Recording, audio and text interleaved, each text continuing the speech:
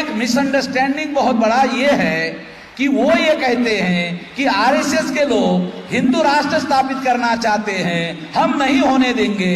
मैं आपको बताना चाहता हूं कि ब्राह्मण लोग एससी एसटी ओबीसी को हिंदू कहते हैं। अगर वो हिंदू राष्ट्र बनाना चाहते हैं तो क्या एससी एसटी ओबीसी का राज लाना चाहते हैं? पाटिल साहब समझ में आ रहा है? मैं मुस्लिम लोगों का मिसअंडरस्टैंडिंग थोड़ा दूर करना चाहता हूं कि यदि ब्राह्मण लोग हिंदू राष्ट्र लाना चाहते हैं, वो एससी एसटी ओबीसी को हिंदू कहते हैं, तो क्या एससी एसटी ओबीसी का राज लाना चाहते हैं? राज तो नहीं लाना चाहते। फिर आज के तारीख में भारत पर ब्राह्मणों ने कब्जा कर लिया, विधायिका पर कब्जा, कार्यपालिका पर कब्जा, न्यायपालिका पर कब्जा, मीडिया पर कब्जा, तो ब्राह्मण राष्ट्र बन चुका है, ब्राह्मण राष्ट्र बन चुका है। बहुजन लोग जागृत ना हो इसलिए हिंदू राष्ट्र की बात करते हैं। इसको समझो।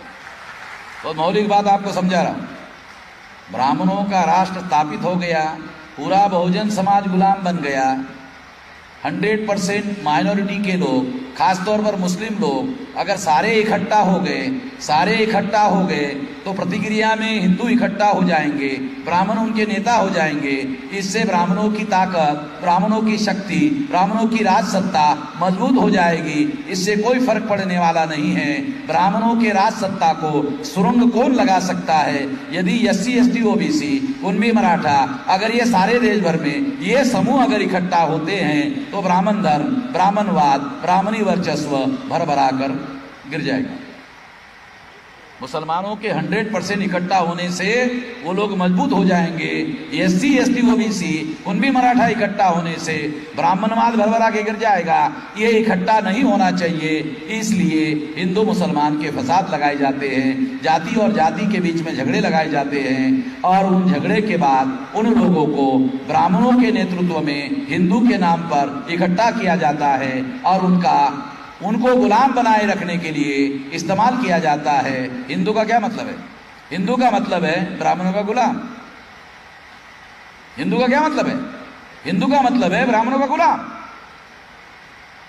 आपको एग्जाम्पल देके इस बात को समझाता हूं। अगर ब्राह्मण कहते हैं एससी एसटी ओबीसी के लोग हिंदू है, मंडल कमीशन आया ओबीसी के लिए था, तो ओबीसी हिंदू है, ब्राह्मण कहते हैं ओबीसी हिंदू है, तो ब्राह्मणों को ओबीसी की लड़ाई लड़नी चाहिए थी और ओबीसी को 52% लोगों को आरक्षण दिलवा कर देना चाहिए था। मगर ब्राह्मण ओबीसी के समर्थन में लड़ने के बजाय सुप्रीम कोर्ट में 90 ब्राह्मण सुप्रीम कोर्ट में गए, मुफ्त में लड़े, केस लड़े कि ओबीसी को आरक्षण नहीं मिलना चाहिए। अगर ओबीसी हिंदू है, ब्राह्मण भी हिंदू है, तो ब्राह्मण को ओबीसी को हक देना चाहिए और उसको आरक्षण मिलना चाहिए। इसकी लड़ाई लड़ना चाहिए था। मगर ब्राह्मणों ने सुप्रीम कोर्ट में लड़ाई लड़ी कि इनको आरक्षण नहीं मिलना चाहिए। वो प्रचार करते हैं, क्या प्रचार करते हैं? कि इनको आरक्षण नहीं मिलना चाहिए, इनको नौकरी नहीं मिलना चाहिए। क्यों? क्योंकि इनके पास मेरिट नहीं है। मेरिट नहीं है इसका मतलब है ये लायक नहीं है, इसका मतलब लायक नहीं है, लायक नहीं का मतलब है नालायक है। तो गाली देते हैं कि नालायक है। लायक नहीं इसका मतलब लायक नहीं, नालायक है। तो 52% लोगों को वो कहते हैं नालायक है, इनको नौकरी नहीं मिलनी चाहिए। मगर वही 52% लोग ब्राह्मणों को फसाद करने के लिए हिंदू के नाम पर चाहिए ताकि मुसलमान को मार सके, काट सके, फसाद में उसका इस्तेमाल कर सके। उसके लिए उसको हिंदू के तौर पर उसको ओबीसी चाहिए, एससी चाहिए, एसटी चाहिए, हिंदू के तौर पर चाहिए, मुसलमानों के विरोध में इस्तेमाल करने के लिए चाहिए। मुसलमान को मारने के लिए ओबीसी एससी एसटी बहुत लायक है, नौकरी के लिए लायक नहीं, आरक्षण के लिए लायक नहीं, मारने के लिए लायक है। ये एग्जाम्पल इस बात का सबूत है कि ब्राह्मण इन सारे लोगों को गुलाम मानता है, इस्तेमाल करता है, इसका मतलब गुलाम मानता है।